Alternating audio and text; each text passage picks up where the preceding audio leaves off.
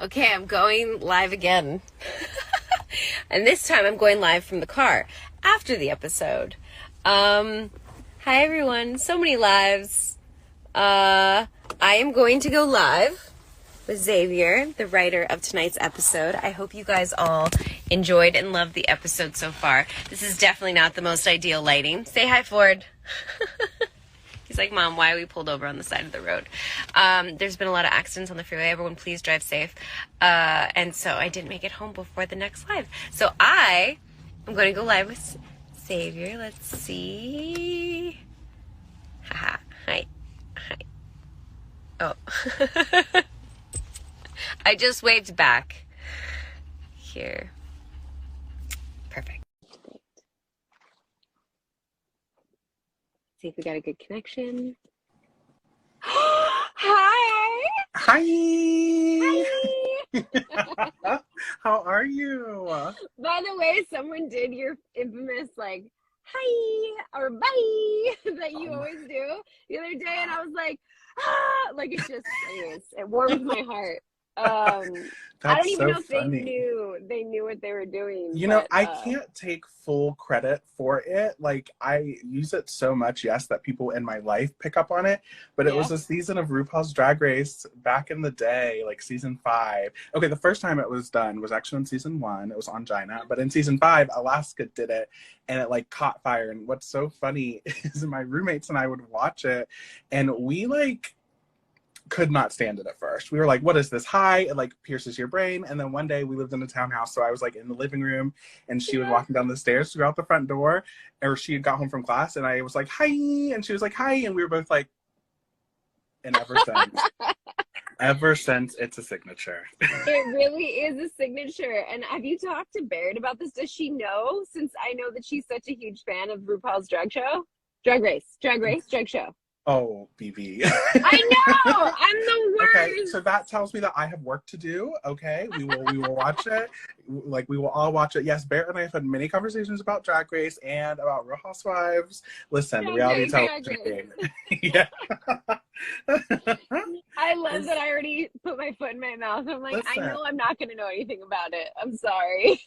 Listen, you're trying your hardest, and for that I appreciate it. But yes, we can do better, and we're working on us. We're working on us every day.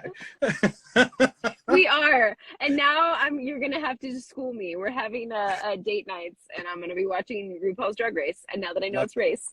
Are you in your car right now? I am. I'm in my car. I was trying to like make it home, but the traffic and there's some accidents. It looks like they shut down the freeway, so I finally was like, I pulled over, and this is how we're doing it. Great lighting, though, right? Actually, it hits you just right. Listen, I want everyone watching this just to know Danielle's commitment to giving y'all a takeover, because she is doing it from her car. Presumably Ford is right beside her. He's like, Mom, what are we doing? Why? Probably tuckered out. He is. He was playing with his sister all day today, too. But he is like, Mom, when are we going to be home? I'm sorry. And then he'll pass out. He's used to me now. He's like, oh, she's working. She's on her phone. So did you get to see your episode tonight? Have you watched it? I didn't watch it tonight because I was actually on set for Grey's, and I just got home. But I have seen the finished product. So are you happy? Are you proud? Are you all the things? So happy. So many feelings. Like, oh, don't mind me, y'all. I'm not going to get emotional on this here live. But, like, it was just such a joyful experience. And I was really excited because Station 19's never done a Christmas episode. Never. So whenever it, like, worked out in the schedule that way, and then I was assigned the episode, I was like, I don't know. It was just, like, really fun to do a new thing. Because 5 seasons deep, we, like, when a new thing comes along, you get excited. I remember when we got the script, I was like, oh my God, we're doing a Christmas episode. We're doing a Christmas episode. Right? But then I read it and I was like, oh my gosh, this is so dark. Like, it was fantastic. And I cried, but I was like, oh my gosh.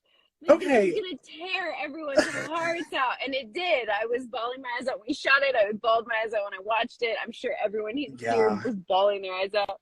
Okay, dark is a word for it. That's a word Yeah, dark, yes. that one could use, and it is probably applicable. But I like to think that there's a nice catharsis to it. Like, I like to think that, like, we get through the darkness, and on the other side is like some twinkly Christmas lights and some sunshine. That's Well, yes, and the woman does leave her husband, and Terrence does survive. For anybody who hasn't watched it yet, sorry.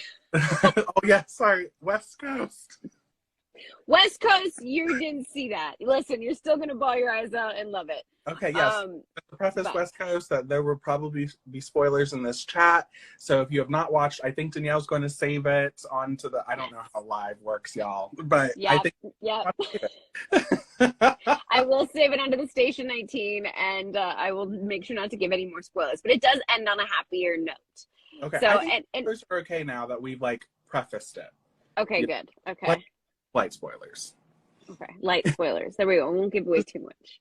I'm the worst. Like a little sprinkle. But yeah, so I was on set, so I haven't fully been able to see it tonight, but I've been following along with everyone's tweets, and people seem to be enjoying it. I mean, there are strong opinions always, but that's what makes a show, you know? Yes. It's so true. And it's interesting, like everybody I've talked to today, I know how amazing our fandom is for Station 19 and obviously Grey's, but but it's, you know, both Jock and Peter mentioned that we really do have such an amazing fan base, and we really do. But that does come with strong opinions, like one way and the other.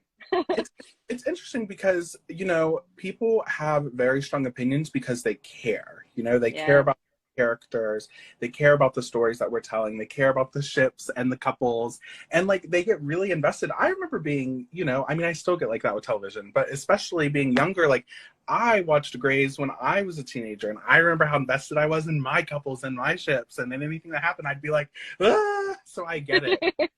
But I think that's also part of the magic. Yeah. And it's the passion. It's like you have passion for the shows that you love. I feel like that with all the shows that I'm into, so I get it. Well, I'll ask you some questions if you want to have some questions. Ready. Yeah. I will try to answer the best of my ability. We'll see. You speak so eloquently every time I talk to you that I don't think you'll have a problem ever. Between like you and Barrett are the two people that every time you talk, it's like, gosh, I stumble over my words. I can't find the right words. It never sounds eloquent. Like, that's why I was meant to be an actor, simply because I need somebody to write what I'm going to say. But you and Barrett, every time you guys talk, I'm like, how did that come out of your mouth so easily? It's true. I think you think you're more fumbly than you actually are. Maybe it's just because I'm so hyper all the time. Just bouncing around, honey. Yeah, it's a lot of laughing and like trying to keep one sentence together. Anyways, stop blubbering. Okay, writer questions for you, just being a writer. When did you know you wanted to be a writer? Ooh, okay. This is such a good question. Yeah. So I always kind of liked to story tell, you know, I mean, as all people or most people who I feel like are in our industry, like we all had it in us from a very young age. And I remember in 7th grade, I was just kind of like, it was, you know, middle school. It was that time. It was like, oh, I felt, did I hear a little echo? I heard an echo. Did you echo? I did echo. Okay, we're moving along. The train is going to keep going. Cool. It was in middle school. You know, middle school was a hard time in a lot of ways. Like I moved to a new school, and I was in a super rural area, like, and it was super interesting. So I really dove into writing, and I was like, I'm going to create television shows, and this is a thing that I'm going to do. And I didn't even really know what that was. Like I was basically writing a soap opera on paper, and it was a good time. And then in high school, I started really diving into television. And I always joke that my holy television trinity was Grey's Anatomy, One Tree Hill, Desperate Housewives. Ooh. And then like the second tier, PR and Charmed. Like I went head first into that. Like, I don't know. It was a very specific time in television, I feel. Yeah. And I remember it was the season, this is so specific, but it was the season 3 DVD extras for Grey's Anatomy. And Shonda's like giving this interview about how she started the season with a dress on the floor with Izzy's prom dress, and she ended the season with a dress on the floor with Christina's wedding dress. And it was in that moment that my brain was like, oh, like, this is a job that someone has. Like, this is a thing that you can do. So Yeah. from then on, I knew I wanted to be a screenwriter. I knew I wanted to write television. I knew I wanted to write hour-long drama. I knew I wanted to go to USC for grad school. Like, a lot of things just really clicked into place at a pretty young age. But yeah. How old were you again then? What was the exact age? I was around 14. Amazing. And you were writing, but like, what were the things you said you were just like writing? What were you writing? So when I was so this would have been a little younger than 14, so probably like 12-ish is when I started writing, like, okay, like every good Southern gal, I would be at my grandparents and we would be watching soap. We would be watching, all the soaps with your grandparents. So I remember thinking like, oh, I'm just going to write a show about my friends and I, just like using our names and I just write the synopsis for each episode. So oh my gosh. And I started doing it in 7th grade, and it was such an escape for me and such just like a fun, I don't know, just like a fun thing to do. And it's something that I still write in today. Like if I need to escape, I just like still go into that. There's like 500 episodes, just this episode synopsis, like half a page. And it's like 27th season. And it's just like my go-to escapism. And it brings me joy. Oh my gosh. You were meant to be a writer. That's a fun fact. I don't tell people that. So our little fireside chat with all these people, now all you'll know. I'm getting all of it out of you. Oh my God. That's actually beautiful. You get it. Like, you were a child actor. So, like, what it's like to kind of have that thing young, right? Would you say? Yeah, it's definitely it's just in you. But acting's so different because, like, just acting by yourself, you just start looking a little crazy. Like, it's, at some point you're like, okay, I'm just talking to myself on the corner. Like, you do. I do have to say that going back to something Peter and I were talking about, because of social media, you have so many outlets now. Like, it's so amazing that if you do want to be an actor or director, the creative outlets, writers too, but the creative outlets to be visual and to act and do things constantly are at your fingertips with technology these days. The game has changed. It's completely changed, but I do love that, like, I now could, like, do an entire, like, if I wanted to be an actor and like do some like videoing and film myself and do something, I wouldn't be just a crazy person talking. You're like, it's a one-woman play, honey. Get off the exactly. At least I can do that, right? But no, that's really beautiful. I love that. And so wait, you have like 500 episodes. Okay. Synopsises of this. Okay, I'll stop. This will be my last question about it. I just have to know: is that what you were saying? It's like 500. It sounds. Okay, so let me say, it sounds more extra than it is, but also it's just amazing. It's like, it's just like, when I say episodes though, I truly mean, like, in the early seasons, they were just a paragraph, because I was like 14, 12, like young. But now, like, they'll be like a half a page will be an episode now, and it's like basically a soap opera. There's a million characters, they're all going through things, and it's just like it's like, what's great about it now is that if I get bogged down with like writing, like trying to work on a project or writing an episode and I just need to kind of clear my head, it's a thing that I can go to, and there are truly no rules. There are no rules in that world. Anything goes, and that frees me up, and it allows like the creative juices to kind of flow again. So it's been really helpful in that way. I love that. Okay, I'm not going to ask any more questions. I know this is your private little thing. I'm going to let it go. Now it's our private little thing as well as 2,100 of people. Well, I love it, and thank you for sharing that. I think that's absolutely beautiful. I hope that inspires. I think what you just did was you inspired a lot of people to feel that even writing a little paragraph is something. It's a place to start. Okay, here's the thing. People say, okay, this is my opinion, but people say writers write every day, and I think that's true, but I think that statement can also be daunting when you think like, oh, writers have to write pages and pages every day, and I don't think that's true. Like, to me, writing every day means some days I'm just thinking of story and brainstorming, and I don't put a single word on the page, but I'm still like actively thinking through things, and I think that's an important thing. If you're up and coming and you hear this notion that writers have to write every day, like, it's okay if you're also thinking is writing sometimes. Like you're working through your story. A lot of this work that we do is in our heads, and like, of course you have to get it on paper at a certain point, but I don't know, just take that if you want to be in this business, that like, so if you're thinking about your story, then you're doing the work, That's amazing. Seriously. That's just my opinion. I know people would differ, but it's an amazing opinion. Yes, people can have different opinions, but I think that opinion is pretty, excuse my language, but fucking great. So She said what she said. She meant what she meant. Yes. So then how did you come to write on Station 19? I'm sure it's a much longer story, but like, Okay. I guess maybe the synopsis version. I will give the Cliff Notes version. Cliff Notes, that's the version, So yeah. I went to USC for grad school for screenwriting. Mm-hmm. I had one of my great friends was in the cohort above me, and she was a writer's PA on Grey's Anatomy in season 14. So there were 2 Grey's writer's PAs because it's a really big writer's room. And at the end of season 14, one of them left, and my friend was like, hey, send me your resume. So I sent in my resume, and I, applied, got the job, was super excited. So for season 15, I was a writer's PA at Grey's Anatomy. Okay. And season 16, I was promoted to executive assistant for Andy Reeser and Meg Marinas, which is also why I called them my TV mom and dad. Just because they're icons. Adore them so much. They really looked out for me, taught me all the things. And it was really fun working for both of them too, and like learning and understanding.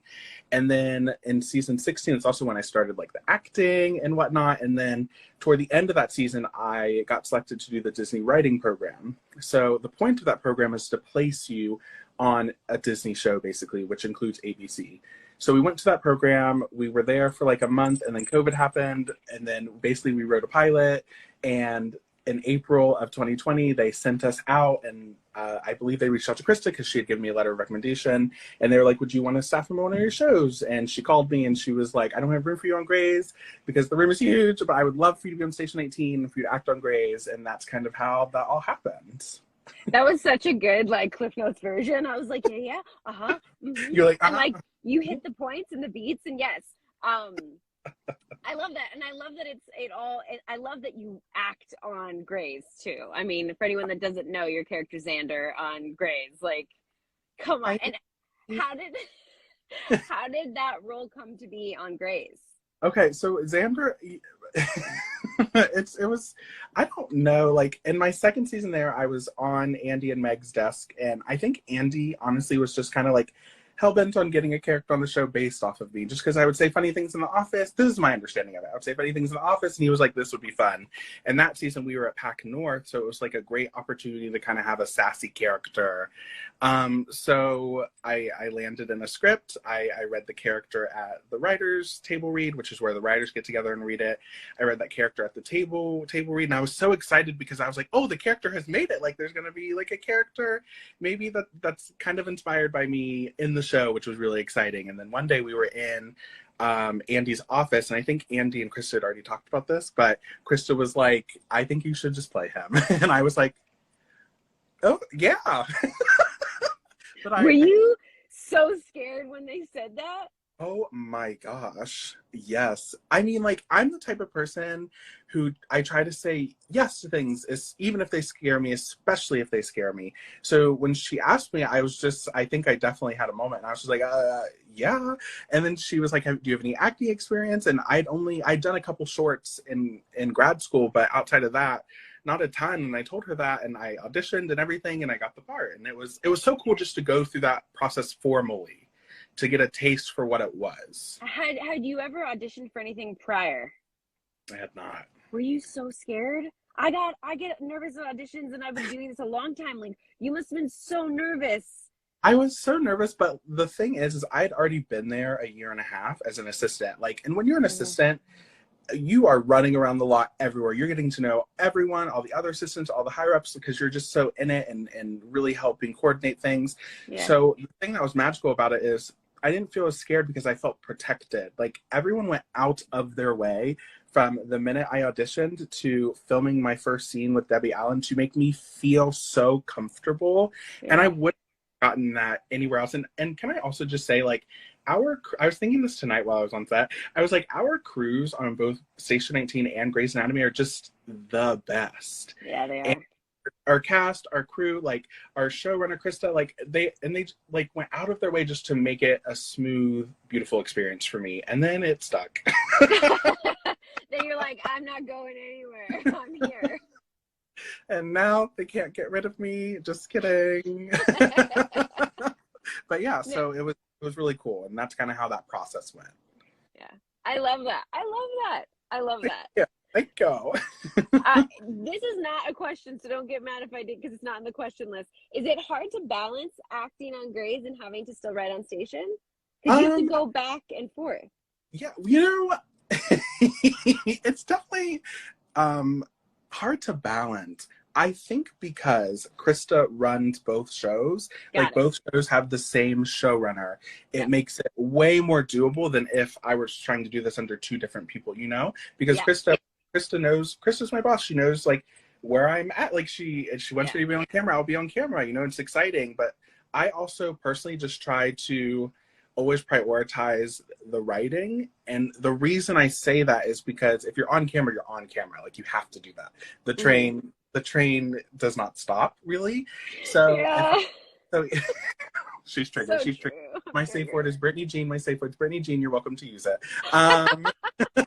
So I prioritize the writing always, and that way, even if I'm on set and there's something I need to be thinking about or have to do, like I try really hard to make that happen. And Krista and Kylie Donovan, who is one of the head writers on Station 19 and also a writer on Grace, make that happen for me, and I'm super grateful for that. Amazing. So it helps. That whole it's a collaborative process. It's a team, everyone is there to Amazing. Yes, absolutely. You kind of already touched on this, but is there anything you'd want to add? What advice would you give to any aspiring writers out there? I think something that I don't want to say held me back, but that concerned me when I was younger, I guess, is I had this notion that if I wanted to be a writer, I had to do something else in order to earn a living to then pursue writing. And along the way, I realized that that's not true. And the thing that was most effective for me was releasing that and saying, like, I want to be a writer. I'm going to commit to this 100%. Like, I don't half step anything. So I was like, if I'm going to be a writer, I'm going to be a writer.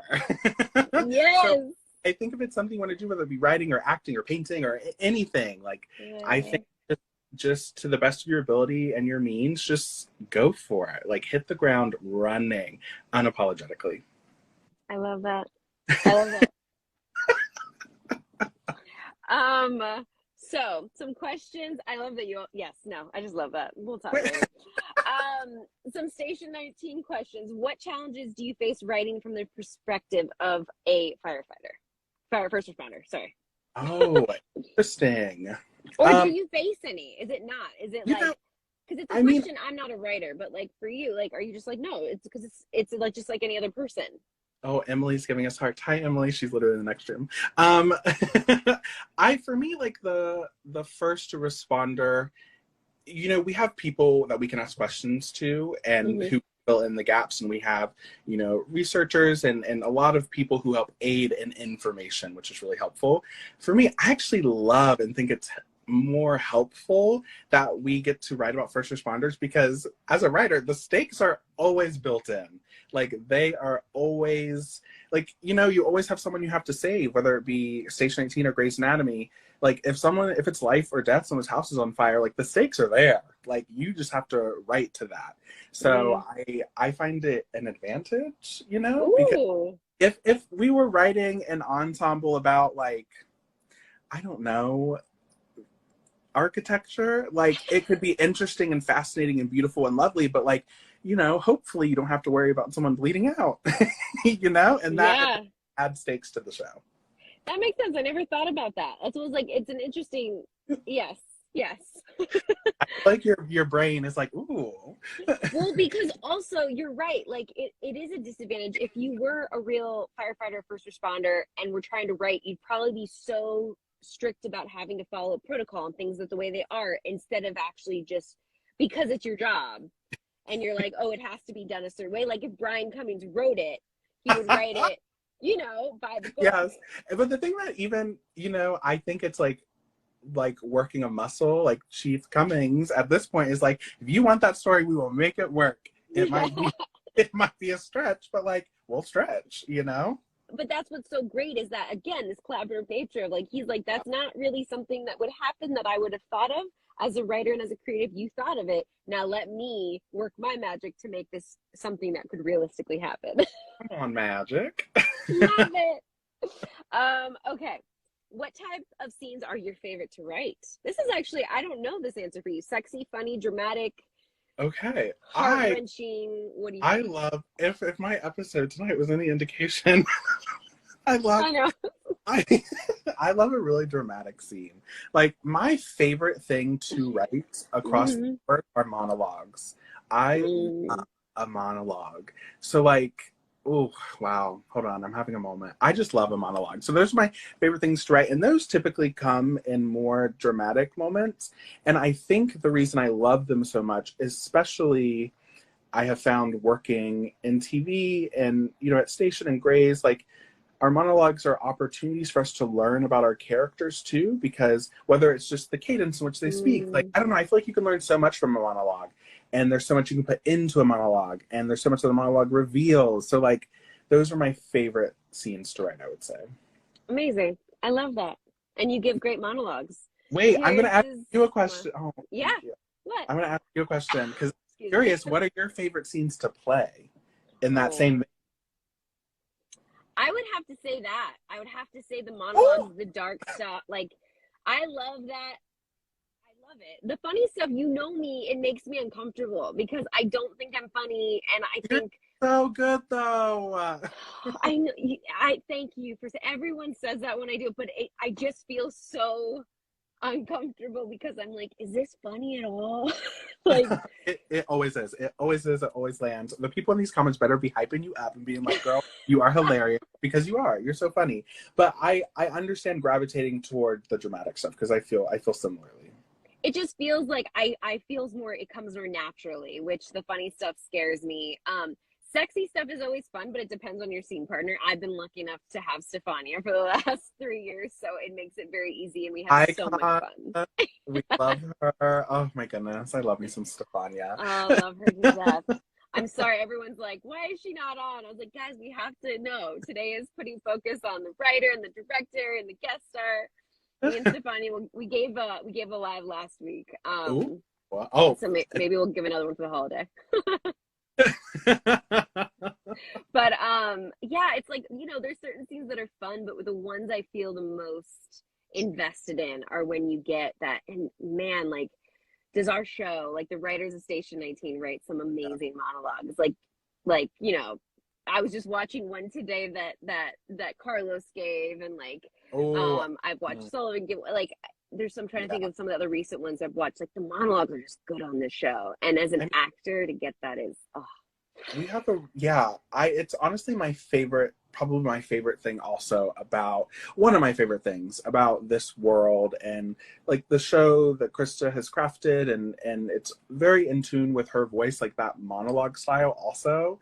And our writing staff is also just incredible. So I agree with you. Thank you.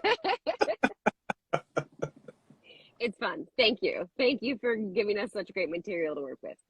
It's great. uh, um is there a Station 19 character you feel you identify with the most, Ooh. or you're That, like, no, I identify with Xander and Xander only? I mean, come on, when it's right. I think, as a writer, I try to find something about each character that I can relate to. I feel like it's important as someone who has to kind of get in their heads and think about their journeys to do that. I mean, obviously Travis is someone I relate to because he is a gay man on the show. Even though Mm. I'm gay femme, he him pronouns are great. Thank you. Um, I Vic because I don't know, she's just iconic. Like all of like I Maya because because of her background a little bit, there are things I relate to there. Like I try to find like Andy because of like losing it, but like they're just I try to find something in everyone. So I'm gonna say everyone. Yeah. But a cop out answer maybe. That's a great answer, though. From a writer's perspective, Yeah. it makes sense because you can see yourself in every person. You write for everybody on the show. I don't know if Yeah. people understand that. Like, when you're Yeah. writing an episode, you're writing for everybody. So you've got to Yeah. understand everyone's perspective. So that's Wasted. beautiful to see what you latch in, like what you lock into with each person. Thank you. I love that. um, what has been your favorite Station 19 moment of the season so far? Oh, That might be hard. hold on. I got this. I can do this. Okay. Okay. Okay. I got it. I got it.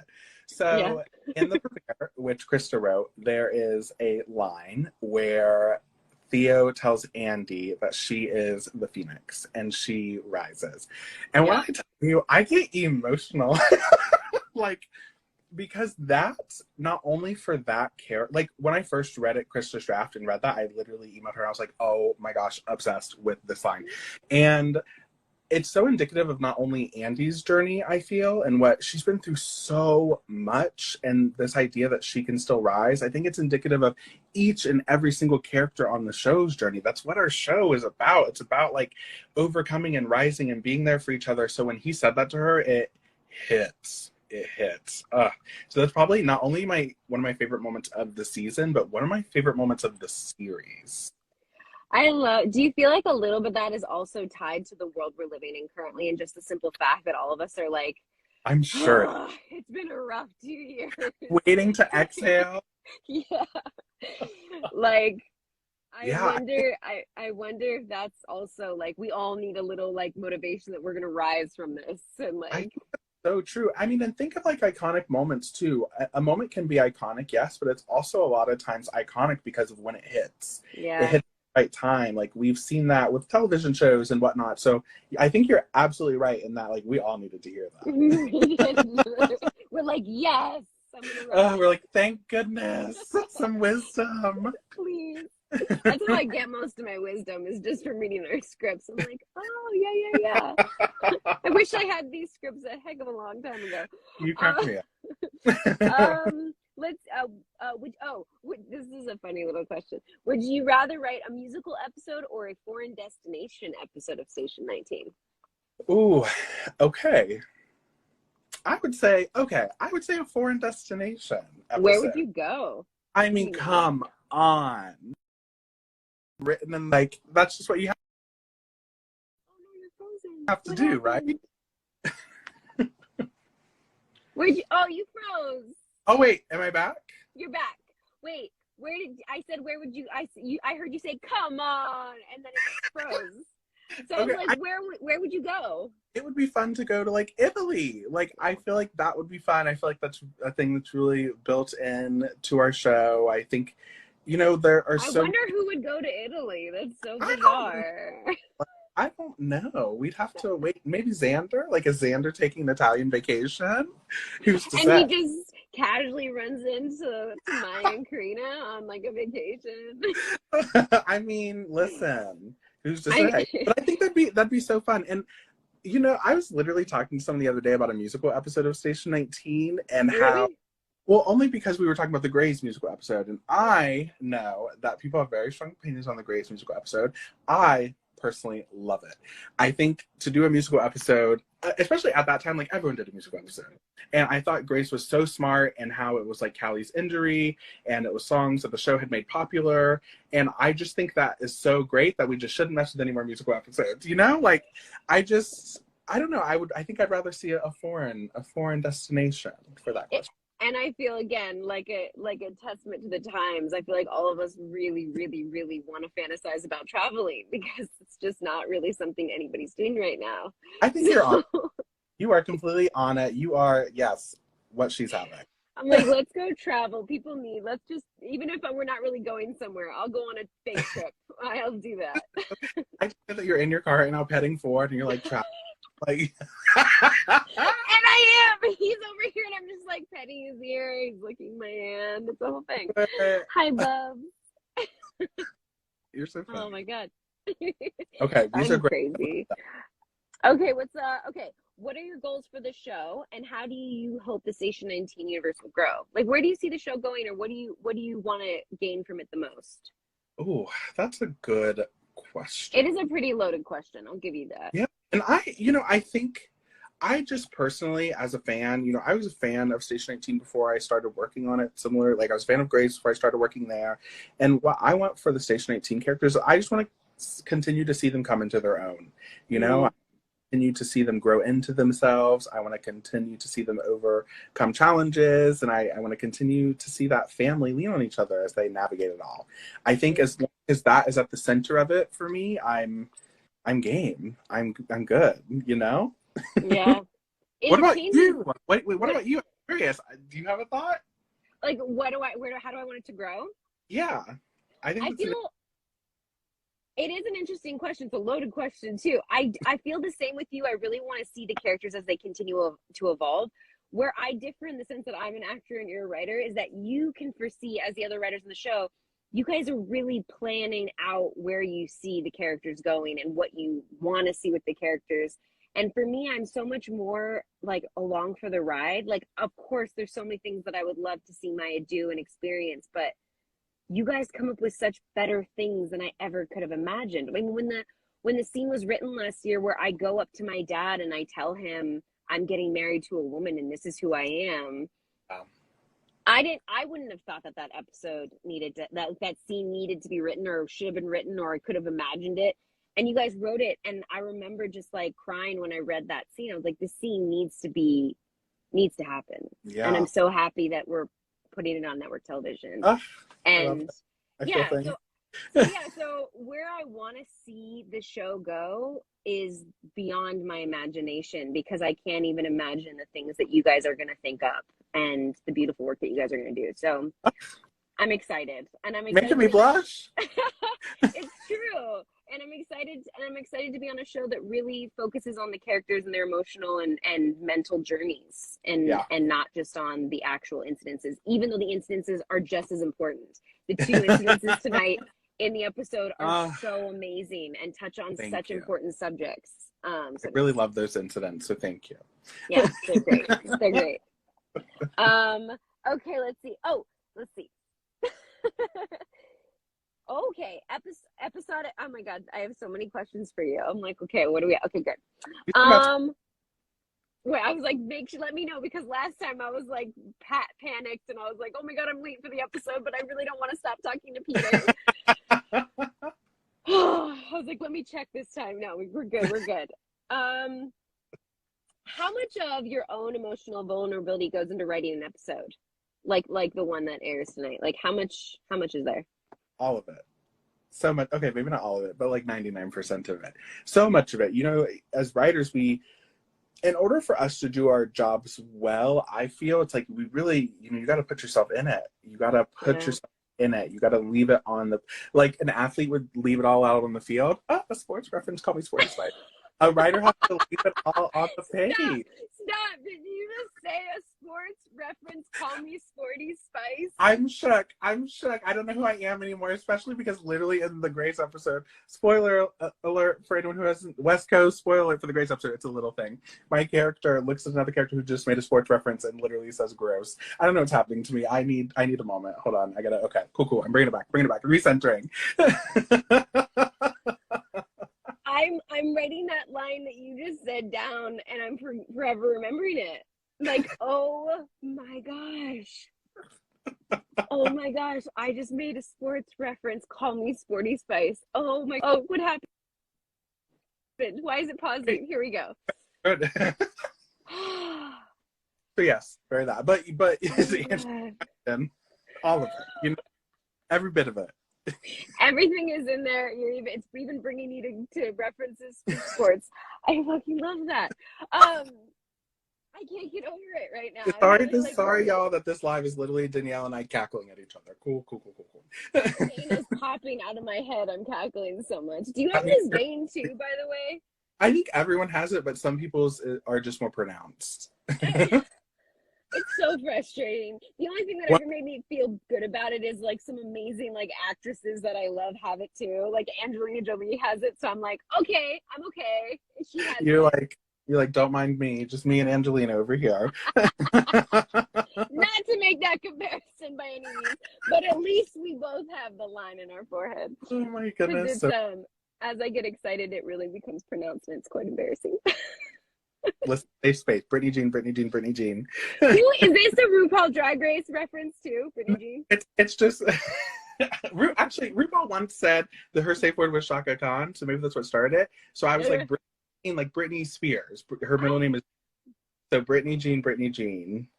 I did not know her middle name was Jean, and I'm a huge Britney Spears fan, but obviously not that big.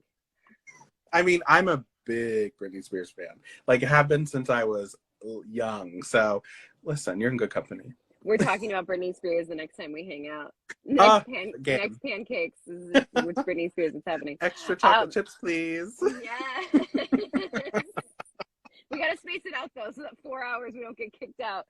Oh, listen, it happens to the best of us.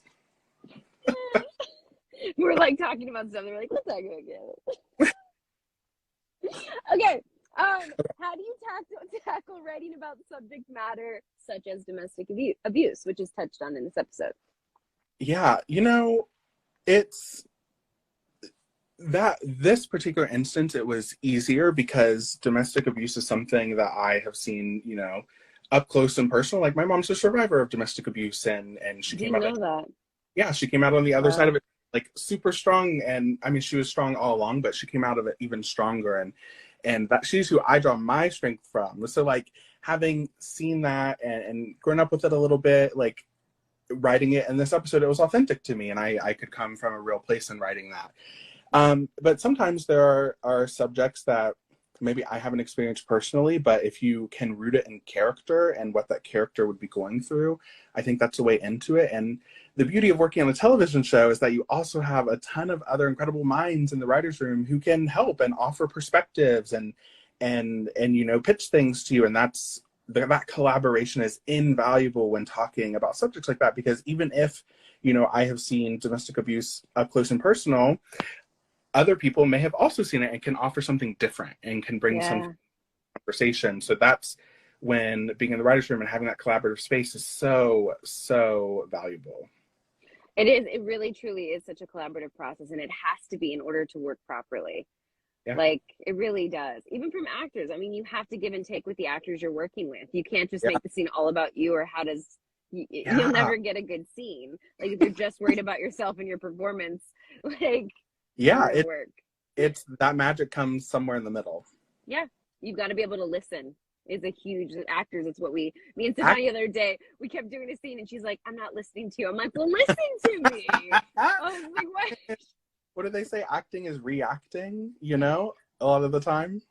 Yep, you gotta listen. So it sounds like in writing too, it's about listening and hearing other people's stories and really. Goodness, so much so, absolutely, because we all have a piece to bring to it. Yes, but it's amazing. And there's always, I'm assuming, and I don't know if the proper word is devil's advocate, but there must always be someone in the room that also does have to take the opposing view of any scenario to try to formulate a very well-rounded opinion. Does that usually happen in the writer's room too? It's kind of a random off-the-cuff question, but I just wonder, is that person exist too?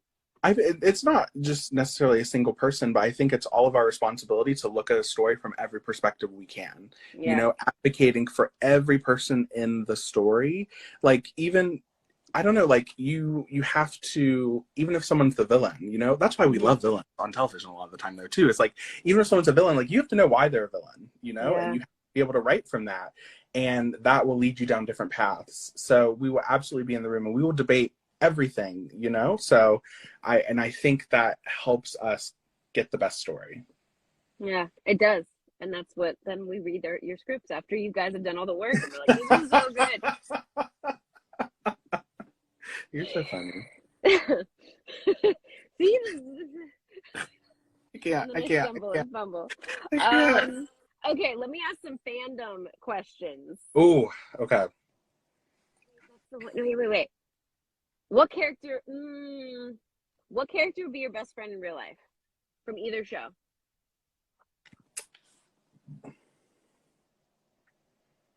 Oh, that's a good question. Okay. I feel like Taryn from Grey's Anatomy would be like, we would just be so salty all the time, and like, but in like the funniest, sassiest way. I think Taryn is so fun. Like, I love me some Taryn. I love everybody. But I think Taryn and I would particularly be given some delicious side eye when the time called for it, Does that, since I'll admit, I haven't been following along Grey's, do you guys have like a friendship on Grey's at all? Because you do, right? You have scenes together. We have scenes together. Yeah. Like, I'd like to think that we have some sort of rapport. Yeah. but we're usually in a lot of group scenes, like with the other residents. JC, who plays Taryn, I adore, love so much. So yeah, I think Taryn would be fun. Okay. I love that. I love that answer. And now Wait, I'm gonna put it out in the universe. I was going to say, I have a question for you. Do you think that Xander and Maya would be friends? Wait, did I cut out? You cut out, but it was because my mom was calling, so I had to ignore it. I was like, sorry, Mom. She's like, are you on the side of the road, daughter? Probably. Or in a park? She's like, where are you? I'm sorry, what was your question? I said, do you think that Xander and Maya would be friends? Yes, hands down. Not even a question. I think Maya would like Xander because she's so different. He's so different than her in the sense that, like, Maya needs some Xander in her life, like she needs some Stefania or some Karina in her life. You know, it's like she's so uptight about so many things and so focused on work that she needs someone that can provide a little humor and happiness in her life. I think she'd fight it at first, personally. Was this a Maya question or Danielle question? I think you meant, well, who would Maya be friends with, right? I wasn't even sure. I love it. I guess that for me, being a friend looking out for Maya, she needs some Xander in her life. Maya would fight it. Okay, iconic. That's what I wanted to know. Oh, Maya. Talking about villains, there's so many things I do have to say, because I've played a lot of characters in the past on other shows too that would be technically villains. And some people love to hate the villains, and some people really love the villains because you have to play villains like they have a reason for why they are the way they are. Like no one was born that way. And I know that even Maya has done some things that I remember when I got the script, I was like, I'm sorry, Maya's doing what? I'm sorry, what? And like just being like, you do have to find the heart in, or not the heart, but the realism in the situation. Like what would bring somebody to do this? What in their past makes them think that this is okay or justified? And it's what makes amazing characters when you guys add these kind of random off the cuff things that, like, whenever an actor says, and I have my own opinions, but whenever an actor's like, oh, my character would never do that, I'm like, no, you don't know that. Like, I did read those scripts and I was like, why is Maya doing this? I don't want her to do this. But her doing that made her so much more nuanced. Yeah. Because now I've got to say, why did she do this? And we've got to find ways for her to fix it. And it's a problem. It makes her more layered and complicated, or any character. And you or me as an actor digging into that and figuring out what is real about that and what makes it true is where the work comes in, and also like where you find the magic. Yeah. And it really is where the magic is. I was scared shitless to do some of the scenes that Maya had to do season 3. Like I was so scared. I was like, I don't know how this is going to be perceived. I am scared.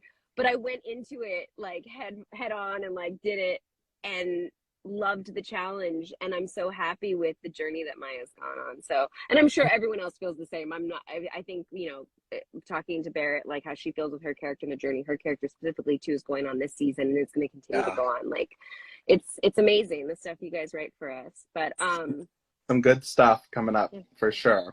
I'll ask this last question, I think, or should I just end on that one? What's been the hardest moment to watch on each show? I mean, you have a lot more episodes in Grey's, and I know you've seen every single one. So the hardest moment to watch on each show. That's a loaded question when a show's had 18 seasons. Yeah, it was okay. This is a tough one. On Station 19, it was probably oh my goodness. It was probably the mid-season finale last season with the girls in the house, and then seeing, you know, kind of guns get drawn and Sullivan and arrested and Dean. Like that was really hard and visceral to watch. Important. That was definitely a tough one.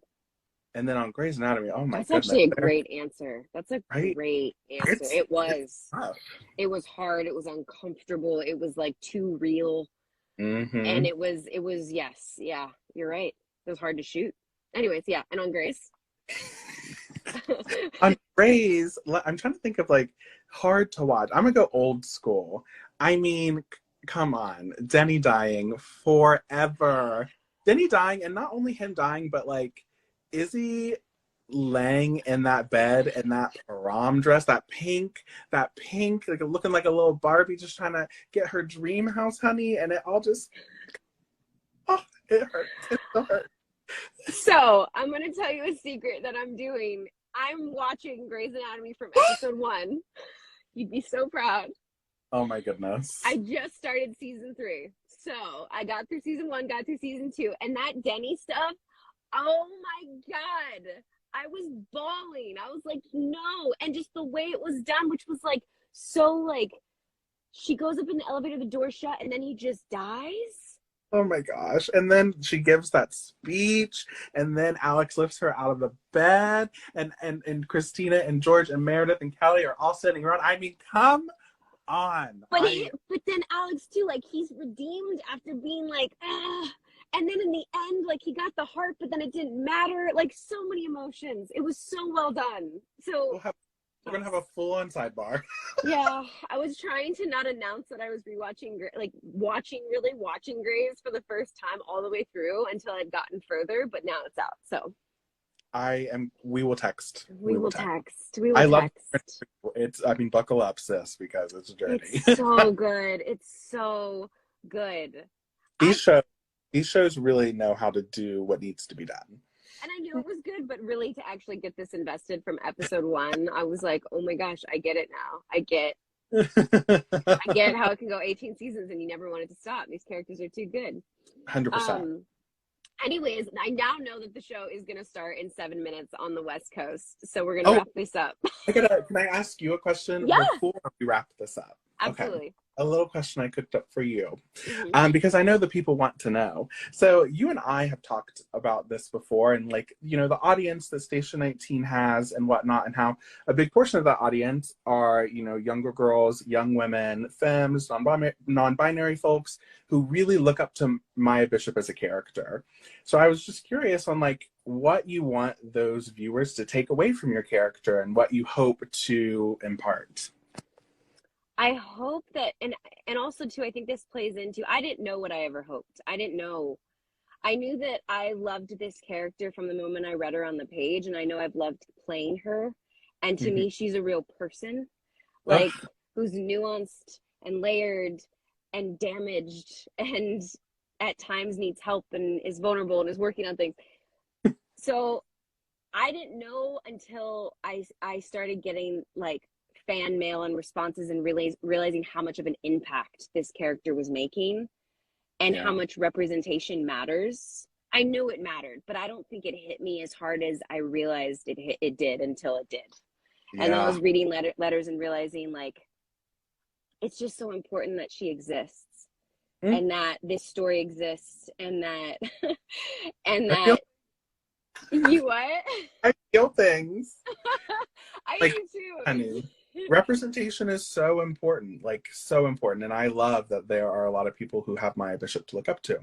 And I love that there are a lot of people who have like Xander Perez to look up to. I love that there are a lot of people who have Andy Herrera to look up to. Like, I just think it's so important. Agreed.